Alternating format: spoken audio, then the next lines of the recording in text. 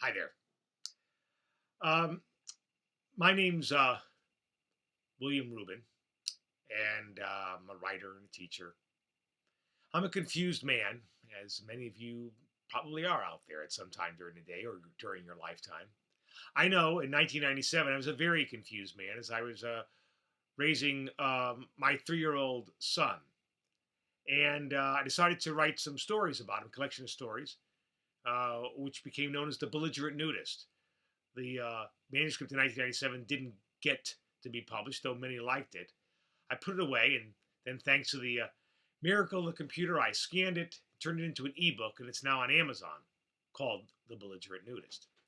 And I thought I would share a couple of excerpts with you, maybe entice you to download it and buy it. It's a whopping big price of $2.99. When you see the cover alone is worth the price of admission, I think. Okay, so the first I'm going to read to you is called Semi-Automatic Toast, and it'll give you the genesis for where the title came from. Eli, 3 years old, takes his penis and shoots me with it. This is not the image we, the male sex, need to show the women of Earth. There are enough women who view the penis as a suspicious friend, at best. Oh, Eli, toddler spokesperson for the NRA, what can be done over your love affair with the gun? Tina and I have expressed our views on guns, Tina being my wife. There are no real or toy guns in our house, yet I feel that I am living in the largest private gun warehouse in America.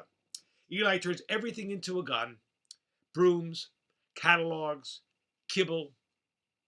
His first finger and thumb is a handgun, ready at any moment to shoot imaginary enemies. He runs around the house shooting as if possessed by the spirit of Yosemite Sam on a mission to find that elusive wabbit. Even toast is transformed into a weapon. Are you hungry, Eli? Yes. What would you like? Honey toast. I'll tell you the recipe, but it's a trade secret handed down from generation to generation. I will reveal that you need bread and butter and honey. That's as much as I can say. Here's your toast. Eli picks up a half piece. He devours it. He picks up the other half and holds it on its side. He extends his hand from his body, squints his eyes, and begins shooting at passing birds flying by the window. Then at the bushes, then at the clouds, then at several angels descending to earth for a quiet holiday. Are you going to finish the rest of your honey toast, or are you full? I'm full, Daddy. Please take your plate away from the table and place it in the kitchen. Eli performs his duty, then goes off to play with his Legos. Does he build a boat? Does he build a monster house? No, he builds an arrow gun. He selects one long Lego and attaches a small square Lego to the end of it. This is the base. He then attaches another long Lego on the top of that. This long Lego, extended outward from the base, is the arrow. Eli holds the gun by the base with one hand. With the other hand, he places his thumb against the Lego arrow, aims the gun at me, and quickly pushes his thumb forward. The Lego arrow flies into the air and into my lap. Over time, Eli has developed the ability to send his arrows quite a distance. Another Lego arrow flies my way. He can also reload with great speed. Eli, remember what we talked about? I take away his Legos and place them on top of a bookcase out of reach. No shooting at people or at animals. You're a bad guy. No, I'm not. Yes, you are. You're a bad guy. What do we do with bad guys? I shoot them. What about talking to the bad guys instead of shooting them? But shooting is the only way to get rid of bad guys. Maybe if you talk to them instead of shooting them, they can be your friend. But I want to kill them. Eli sticks out his tongue and at me. Pooh, pooh! He shoots at me with his handgun. I do not like you shooting me or anybody else. You can shoot monsters. If you can shoot me again, you will go in time out. Eli, the insolent chipmunk, puffs his cheeks and shakes his head. He aims his finger at me, cocks his thumb, and fires. Pooh! Pooh! You're in timeout. Go quietly and sit in the other room for 3 minutes. You butthead, you! No bad language. I'm going to take a star off your good behavior chart. I don't care, you hedgehog, you ground cow, you Birkenstock. No one calls me a Birkenstock. You go to your room. No! He runs away, opens the door, and charges out to the lawn. I follow in pursuit. Eli, you are to go upstairs to your room. I order from the porch. No way, says Eli. He screams, getting the attention of passerby. Eli stamps his feet. He takes off his shirt. He takes off his pants, then his underwear. He sticks out his tongue. Cue spray of spit. He releases a wet strawberry. He repeatedly shrieks the words, "No way!" Onlookers watch in safety behind our picket fence. I look at Eli, naked, screaming. I know what I must do. I must confront this beast. One spectator is selling popcorn. Another is making bets. The money is on the beast, the belligerent nudist. I step off the porch and eventually corner Eli against a rose bush. I pick up this naked, kicking piece of related genetic structure and haul him inside and upstairs.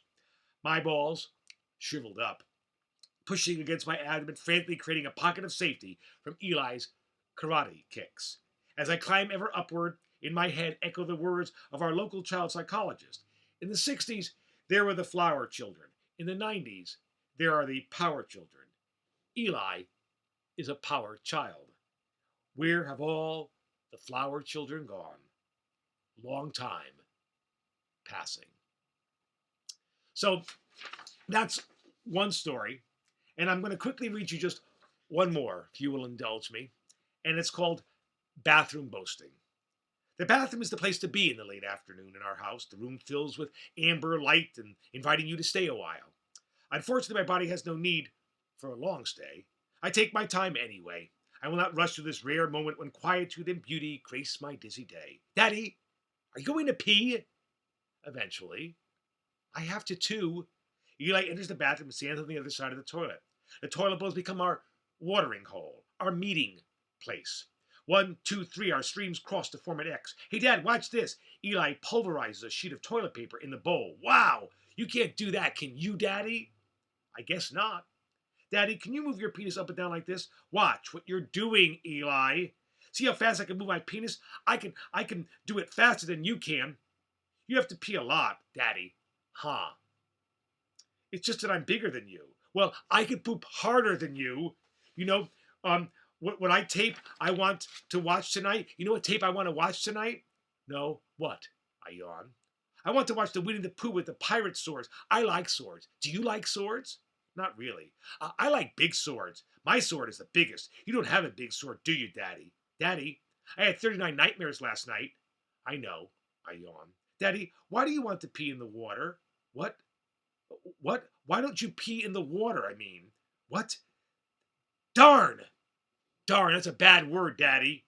No, it's not a bad word. My Mr. Clean Gene wants me to tear off some toilet paper to clean up my mess. But I'm not finished. I turn away from my mishap. Fuck's a bad word, huh, Daddy? Yes, it is. Eli finishes peeing and walks away, then turns back. Daddy, you know what your problem is? No, Eli, what is my problem? Your problem is I have a fast weenie, and you have a slow weenie.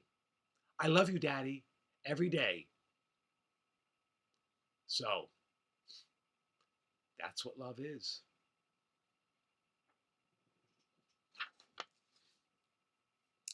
Well, those are the two stories. I hope you've enjoyed them. And I hope that if you enjoy these stories enough, you will go to Amazon or go to your Kindle and download The Belligerent Nudist at the amazing price of $2.99. It's a quick read. It's a fun read. Those who have read it have really, really enjoyed it. And I think you will too. Thanks for listening.